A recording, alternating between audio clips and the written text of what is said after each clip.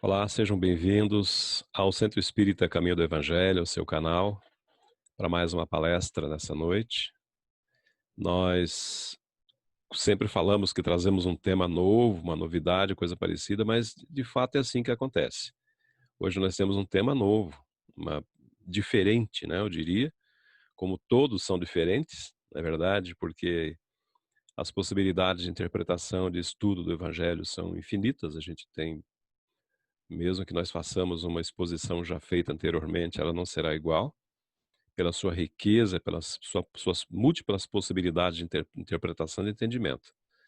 Antes de iniciar a nossa palestra, nós convidamos a todos para que façamos uma oração, agradecendo a Deus, nosso Pai, a Jesus, o nosso mestre amigo de todas as horas, por esta oportunidade de trabalho, por esta família espiritual aqui reunida, pela nossa casa espírita permanentemente nos nossos pensamentos, por mais que não estejamos lá fisicamente, permanentemente ela está conosco.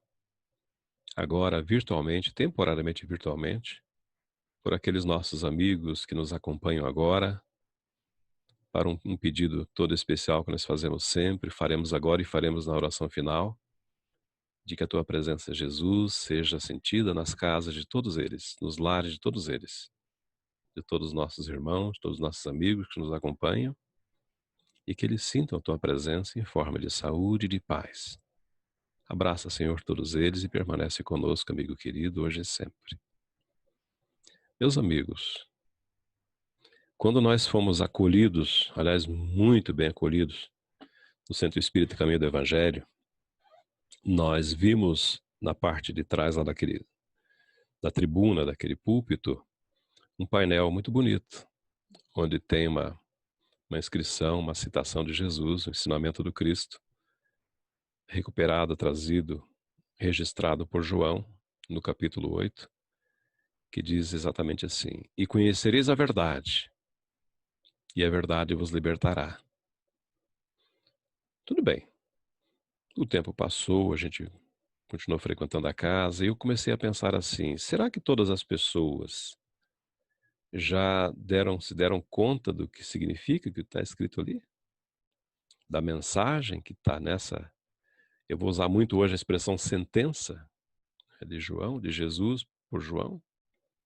Será que todos já se deram conta do significado dessa informação, né, e conhecereis a verdade os libertará? E num dado momento, comentando com os amigos, eu lhes disse que ali estava o anúncio da doutrina espírita, do Consolador prometido por Jesus. Alguns interpretaram de maneira positiva e outros pensaram, mas será que é isso mesmo? É isso mesmo. A nossa proposta hoje é comprovar, aliás, a pedido também, uns colegas já pediram que nós falássemos a respeito disso, comprovar que aquela informação de Jesus, retratada por João no capítulo 8, versículo 32, se refere à doutrina espírita. Nós temos conosco que a verdade que liberta, que esclarece, que ilumina, que ampara, que dá fé, que dá confiança, está tudo fechado no Evangelho de Jesus. E o que é o Espiritismo, se não o Evangelho de Jesus de volta? Não é verdade? Por isso nós trouxemos esse tema hoje, repito, atendendo a um pedido, e também porque nós sempre tivemos a vontade de fazer um estudo a respeito dessa frase. Repetimos, vamos falar sempre dessa sentença, né? Eu peço a permissão dos senhores, das senhoras, dos amigos, para que nós compartilhemos uma tela onde tem um material que vai nos conduzir facilmente, mais facilmente, né, os pensamentos, para que nós mais facilmente compreendamos a nossa proposta de hoje. E conhecereis a verdade vos libertará. Essa é a frase que está lá, dita por Jesus e transcrita por João, já repetimos no capítulo 8, versículo 32. Antes, porém, de chegar ao capítulo 8º, ou capítulo 8 de João, nesse versículo 32, nós temos uns versículos anteriores também, que acreditamos que seja interessante recobrar aqui, retomar aqui. Olha o que antecedeu esse momento na fala de Jesus. Falou-lhes, pois, Jesus outra vez dizendo: Vamos lembrar aqui que era um período em que algumas pessoas, né, com intenções nada amistosas, faziam de tudo para que Jesus entrasse em contradição. Colocavam literalmente palavras na boca dele. E o Cristo, conhecedor da astúcia dessas pessoas, nunca se deixou envolver. Falou-lhes, pois, Jesus outra vez, que já tivera dito anteriormente, dizendo: Eu sou a luz do mundo. Quem me segue não andará em trevas, mas terá a luz da vida. Que lindo isso, né? Que coisa mais linda. Jesus se revelando como a luz do mundo, porque de fato ele é a luz do mundo. Vale repetir: eu sou a luz do mundo. Quem me segue não andará em trevas, mas terá a luz da vida. Lá no versículo 12. Um pouco adiante, também atendendo, né, aqueles questionamentos das pessoas que acompanhavam Jesus, ele disse: Disseram-lhe, pois, na verdade, fizeram interrogação para o Cristo: Onde está teu pai? Vejam mais uma provocação. Jesus respondeu: Não conheceis a mim nem a meu pai. Claro, para fazer essa pergunta é porque não conhecia o Cristo mesmo. Não conheceis a mim nem a meu pai. Se vós me conhecesseis a mim, também conhecerias a meu pai. Porque nós lembramos aqui, isso fica muito claro, que Jesus veio da parte de Deus trazer a verdade, que é o nosso tema de hoje, representar essa verdade, exemplificar essa verdade em forma de amor e de caridade. Foi isso que o Cristo veio fazer aqui na Terra, mostrar o caminho para todos nós, para que nós nos livremos das dificuldades, das imperfeições, das dores, por meio da prática das virtudes divinas, do amor e da caridade. Um pouco adiante, João registrou.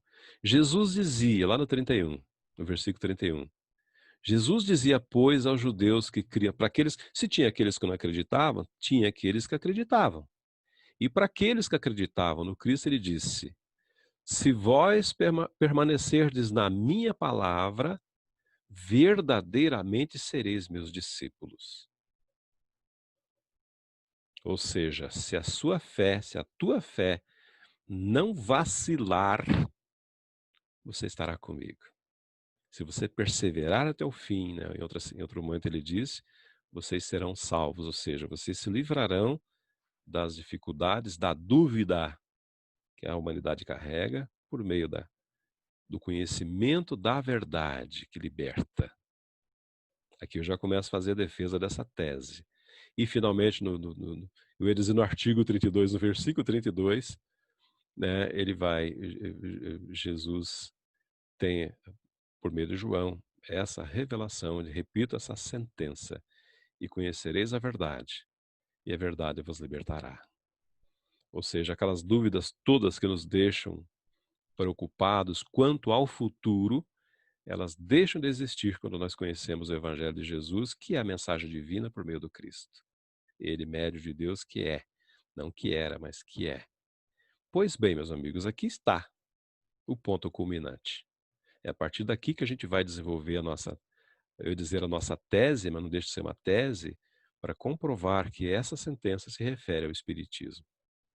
Lá no capítulo 6º de O Evangelho segundo o Espiritismo, Allan Kardec trouxe a informação, né, do Evangelho, do evangelista João, no capítulo 14, versículo 15, quando ele diz assim: o Cristo disse, João retratou, João transcreveu: Se me amais, guardai os meus mandamentos.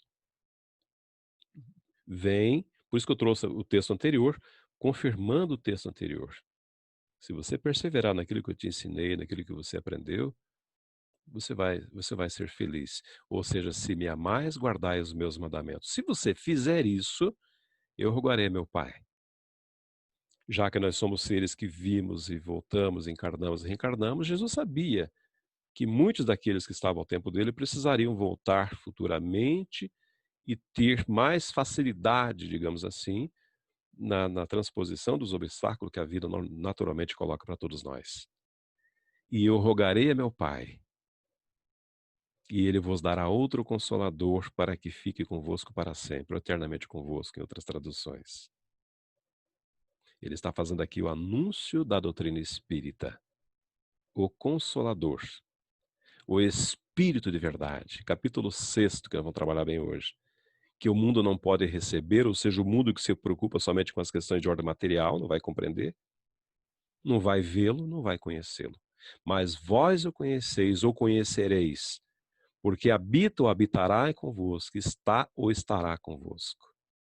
Aqui fica muito claro também, meus amigos, que se trata aqui de uma doutrina, de um conjunto de informações, de um ensinamento. Porque nós, quando nós conhecemos essa verdade, nós ficaremos libertos. Aí fica muito mais fácil de comprovar aquilo que nós nos propomos hoje. O Kardec faz o comentário para nos ajudar assim. Jesus promete outro Consolador. Quando ele diz outro Consolador, evidentemente está se referindo a ele como Consolador, e outro virá para completar ou para trazer essa informação, confirmar essa informação. Esse é o Espírito de verdade, que o mundo ainda não conhece, ou seja, não era a época para algumas revelações serem feitas, né? Pelo fato das pessoas não estarem em condições de madureza, de entendimento, para compreender o Consolador, que o Pai enviará para ensinar, eu destaquei, todas as coisas, para relembrar o que o Cristo tem dito, ou teria dito, ou teve dito, ou disse. Ensinar e relembrar. Aqueles de nós que já, hoje, na atualidade, nos deparamos com essa pérola, o Evangelho segundo o Espiritismo, e nos identificamos com as informações que contém o Evangelho contém, significa que nós estamos relembrando aquilo que nós já conhecemos. Basicamente isso. Aqueles de nós que abrimos o Evangelho, achamos tudo muito interessante, mas muito novo, não conhecido, não visto, nós estamos aprendendo. De uma forma ou de outra, ou nós estamos relembrando, ou estamos aprendendo. Na verdade, todos aprendemos, né? Porque nós esquecemos daquilo que aprendemos com muita facilidade. Aí vem a terceira revelação, vem o Espiritismo para fazer com que nós retomemos a nossa caminhada na certeza daquilo que nós já sabemos, ou seja, relembrando aquilo que nós já conhecemos no passado. Por isso vem o Espiritismo. Na época predita, cumprir a promessa do Cristo. Preside o seu advento, a sua chegada, o Espiritismo. Jesus, o Cristo de volta, o Espírito de verdade. Ele chama os homens à observância da lei, o Espiritismo, o Cristo. Ensina todas as coisas, fazendo compreender o que só Jesus disse por parábolas naquela época. Aqui tem um ponto muito interessante que eu queria destacar com todos vocês, é o seguinte: ele chama os homens à observância da lei, lei de Deus. Ensina todas as... Nós vamos ver muitas vezes a palavra todas as coisas, dando a ideia de completude. O que nós precisamos para sermos felizes está tudo aqui na codificação. Nas obras básicas, na revista espírita, nas obras complementares. Está tudo aqui. Vocês vão perceber que esse todas aparecerá outras vezes também na nossa fala de hoje. O Espiritismo vem abrir os olhos e os ouvidos. Porquanto fala agora, sem figuras nem alegorias. Vem finalmente trazer a consolação suprema, daí o todas, né? Aos deserdados da terra e, de novo, a todos os que sofrem, atribuindo a causa justa e fim útil. A todas de novo. Percebe como aparece todas e todas? Porque, na verdade, a amplitude da informação, do conhecimento, do objetivo, do propósito da doutrina espírita é muito ampla, é vastíssima. Eu aproveito até para lembrar aqui que o esclarecimento espírita não vem somente para o espírita, vem para toda a população do planeta. Infelizmente, nós sabemos que alguns demorarão a compreender isso, né, aceitar até os ensinamentos de Jesus, mas ninguém ficará deserdado. Num dia, cedo ou tarde, todos nós, todos de novo, né? Todos saberemos, todos compreenderemos essas verdades divinas trazidas por Jesus. O Espiritismo mostra a causa dos sofrimentos nas existências anteriores, ou seja, nós sofremos porque, evidentemente, nós temos alguma coisa para ser quitada, para ser paga, né? Aspas. E na destinação da terra, onde o homem expia o seu passado. Nós sofremos aqui por uma razão muito simples, porque nós contraímos no passado algum débito, alguma dívida. E Deus, como é bondoso sempre, permite que nós passemos por essa escola, né, da terra, para que nós aprendamos novas lições e para que nós, quando a gente sair daqui, a gente saia em condições de merecer um mundo diferente, um mundo melhor. Se não esse mundo, outro mundo, né? Muito embora o propósito atual da Terra, todos nós sabemos disso, é a transformação desse planeta para que nós mesmos habitemos no futuro. Porque nós estamos renovando a nossa casa. Como aquele que destrói uma casa, ou destrói no sentido de derruba uma casa, faz uma bagunça tremenda quando isso acontece, não é verdade? Mas logo depois ela é reconstruída toda nova, toda aperfeiçoada, melhorada. É o que está acontecendo com o planeta hoje. O mundo velho está sendo demolido para a construção de um mundo novo. Mostra o Espiritismo o objetivo dos sofrimentos, apontando esses sofrimentos como crises salutares, que produzem a cura e como meio de depuração que garante a felicidade de novo nas existências futuras, aqui ou noutros mundos. Essa é a afeição consoladora do Espiritismo. Sabe todos aqueles que compreendem o Espiritismo que que estas dores, que as dificuldades, lhe auxilia no adiantamento e aceita essas dificuldades sem murmurar, como o obreiro aceita o trabalho que lhe assegurará o salário. Ou seja, não há efeito sem causa. Todos nós sabemos, nós espíritos, por isso nós somos felizes. Eu ouvimos certa feita uma exposição de Jerônimo Mendonça, eu gosto muito de falar de Jerônimo, ele diz que espírita tem que ser feliz, né? Não feliz no sentido de viver com um sorriso rindo à toa, mas feliz no sentido de ter essa certeza, essa fé, essa confiança na bondade divina, né? Porque sabe que nada acontece sem permissão de Deus. O Espiritismo dá a essas pessoas, a todos nós, justamente o que falamos, a fé inabalável no futuro e a dúvida pungente, aquela dúvida que mata, digamos assim, não mais se lhe aposta da alma. Nós não sofremos pela dúvida. O Espiritismo realiza o que Jesus disse do Consolador prometido. É o cumprimento da promessa de Jesus. O conhecimento das... Aqui um aspecto bem filosófico do Espiritismo. O conhecimento das coisas, fazendo com que nós todos saibamos de onde viemos, para onde vamos e por que estamos aqui na Terra. Atrai o Espiritismo para os verdadeiros princípios da lei de Deus e consola, daí a afeição do Consolador, pela fé e pela esperança que dá a todos aqueles que compreendem os seus postulados. Muito interessante. E nós ficamos felizes de saber que um dia todos nós seremos alcançados, né, pela graça de conhecer essa doutrina maravilhosa. Nas instruções dos Espíritos, os itens 5, 6 e 7 desse capítulo 6º, tem mensagem do Espírito de verdade que, em suma, são verdades, são mensagens, desculpe, de Jesus, trazidas pelo próprio Cristo. Ele assina como Espírito de verdade, mas é o próprio Cristo quem assina essas mensagens.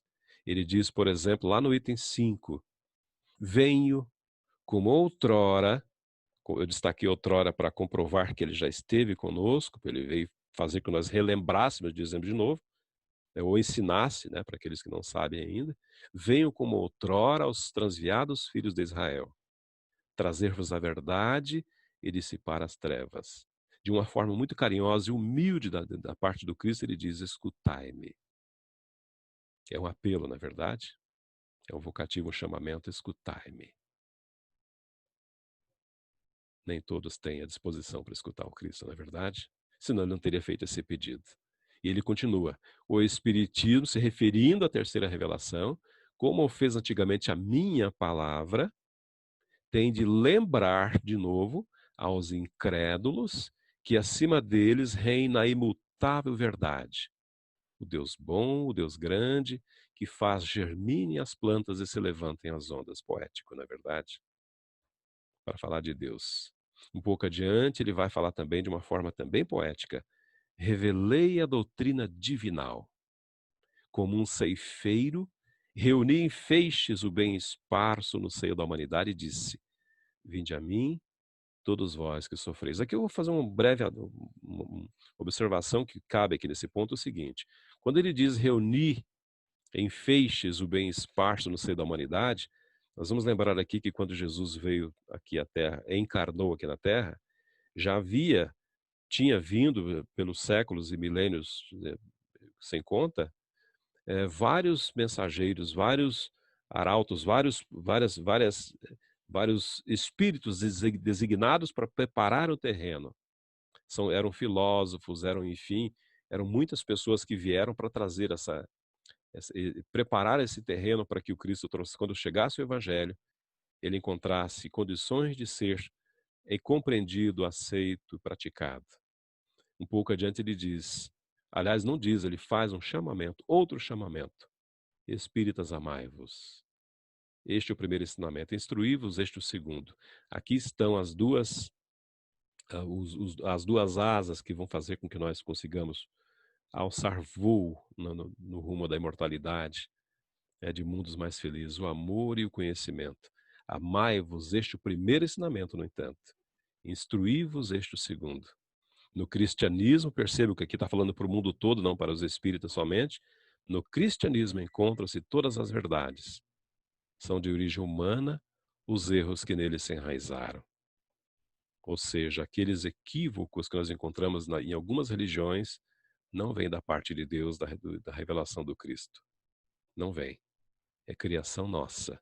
No item 6, continua o Cristo dizendo, venho instruir e consolar os pobres deserdados. De novo, a instrução e o consolo. O amor é a informação. Ou seja, o Cristo não se limita a falar, ele vem e comprova por atitudes, pelo ensinamento, pela prática, pelo exemplo, aquilo que ele ensina. Isso dá força, né, a substância, a sua fala. Em verdade eu vos digo, os que carregam seus fardos e assistem os seus irmãos, olha o amor e a instrução aqui, os que carregam seus fardos e assistem os seus irmãos, são bem-amados meus. Instruí-vos, de novo, né, na preciosa doutrina no Espiritismo, que dissipa o erro das revoltas e vos mostra o sublime objetivo da aprovação humana. Ou seja, está tudo aqui à nossa disposição para que nós aprendamos. Estou convosco. Vamos lembrar aqui que Jesus fez a promessa de que estaria conosco até o final dos tempos. Vocês devem lembrar disso. Aqui está de novo a comprovação. A concordância com o que ele houvera dito no passado. Estou convosco. E se referindo a Allan Kardec, ele diz, o meu apóstolo vos instrui. De novo a instrução. Ele, o amor, Kardec, trazendo a verdade, a instrução. Estou convosco e meu apóstolo vos instrui. Bebei na fonte, olha que poesia. Bebei na fonte viva do amor e preparai-vos, cativos da vida, a lançar-vos um dia, livres e alegres, no seio daquele que vos criou fracos para vos tornar perfectíveis. E que quer modeleis vós mesmos a vossa maleável argila, a fim de serdes os artífices da vossa imortalidade. Isso é poético demais. Eu me permito até, se vocês me permitirem, eu peço a permissão para ler de novo, que é muito lindo isso. Estou convosco e meu apóstolo vos instrui. Bebei na fonte viva do amor e preparai-vos, cativos da vida, a lançar-vos um dia, livres e alegres, olha a alegria da doutrina, no seio daquele que vos criou fracos para vos tornar perfectíveis.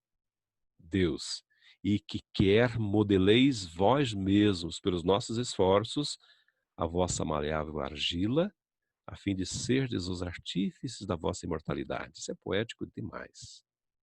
O Espírito de Verdade, o Cristo falando, né? Paris, 1861. E o último trecho que nós trouxemos, também, mensagem do capítulo 6, sou o grande médico das almas. Das almas. Se a dúvida faz com que nós soframos aqui na Terra, ele vem esclarecer os nossos espíritos. É esse esclarecimento que liberta. Percebe agora o link que nós fazemos com a mensagem que está lá no painel do SESI? E conhecereis a verdade para dissipar as dúvidas. Sou o grande médico das almas e venho trazer-vos o remédio que vos há de curar. Os fracos, os sofredores e os enfermos são os meus filhos prediletos. Aqui dá a impressão que está havendo uma preferência, não. Quando ele diz os fracos, os sofredores e enfermos, está se referindo àqueles que estão procurando se livrar dos seus tormentos, das suas dificuldades. Aos fracos ele tornará forte pela informação que vão receber ali. Pode ter certeza absoluta disso. Os sofredores deixarão de sofrer, porque terão aliviadas as suas dores pelo esclarecimento e mesmo pelo atendimento no campo material, por que não? Assim como os enfermos, porque os enfermos se verão também curados. O Cristo disse que nós deveríamos aplicar todos os nossos recursos no alívio dos sofrimentos das dores. Por que não? Aliás, a casa espírita serve para isso. É um hospital, além de oficina, um lar, uma escola, um templo.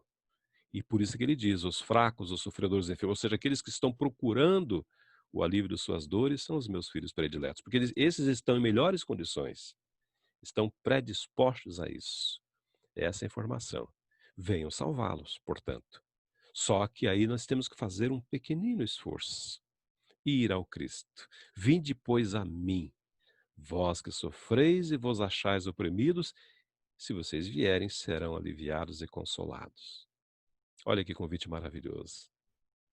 Deus vos dirige o supremo apelo aos vossos corações por meio do Espiritismo, do conhecimento da verdade. Escutai-o. Ou seja, não percam tempo no estudo da doutrina. A abnegação e o devotamento, aqui estão as duas ferramentas que todos nós cristãos devemos utilizar para isso. A abnegação e o devotamento são uma prece contínua. E encerram, reúnem um ensinamento profundo. A sabedoria humana reside nessas duas palavras. O sábio conhece, sabe que ser abnegado e devotado produz bons resultados para o progresso da alma, do espírito. A abnegação e o devotamento são uma prece contínua, ou seja, a melhor oração é a prática das virtudes divinas, do amor e da caridade, da abnegação e do devotamento. E aí ele encerra dizendo, tomai, pois, por divisa estas duas palavras, de novo repetindo, devotamento e abnegação. Se nós praticarmos isso, o resultado está ali. Seremos fortes, porque elas resumem todos os deveres que a caridade e a humildade nos impõem, que é, em essência, o pensamento de Jesus, o amor a Deus e o amor ao próximo. O Espírito de Verdade, Havre, 1863. Antes de terminar, meus amigos, quero deixar esse convite para que nós meditemos muito profundamente a respeito daquela, repito, sentença, e conhecereis a verdade vos libertará. Quando formos estudar o Espiritismo, estudemos com o coração, sem pressa, especialmente essa obra Evangelho segundo o Espiritismo. Estudar assim, colocar a alma para sentir e para falar, colocar a alma para produzir as boas energias, para compartilhar as emoções nesse momento, que é muito, muito legal, especialmente quando estamos em grupo, não é verdade, que o estudo é sempre muito mais aconselhado em grupo, é óbvio, por razões óbvias, né? Mas quando estudarmos o Evangelho, façamos isso, experimentemos fazer isso. Comecemos com a prece, nos preparemos e nos coloquemos à disposição da divindade, à disposição dos benfeitores espirituais que vêm, com certeza, nos auxiliar nesse processo.